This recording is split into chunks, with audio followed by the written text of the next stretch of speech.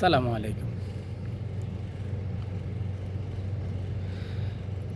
একটা বিষয় কি আপনি ভেবে দেখেছেন মানুষের জীবনে টাকা ছাড়া মানুষ মূল্যহীন। টাকা না থাকলে মানুষের কোনো ভ্যালুই নেই।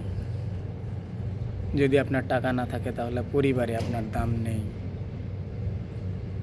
সমাজে আপনার দাম নেই, আপনার বন্ধু থাকবে না, আপনার রিলেটিভ থাকলেও আপনার কোনো খোঁজ খবর নেবে না।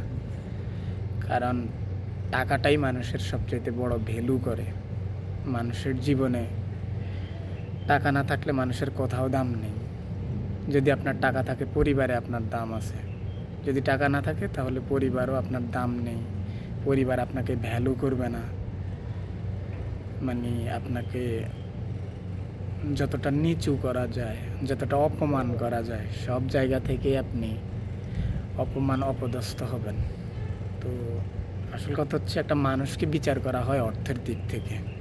যদি আপনি অর্থশূন্য হন তাহলে আপনার কোনো ভ্যালু নেই।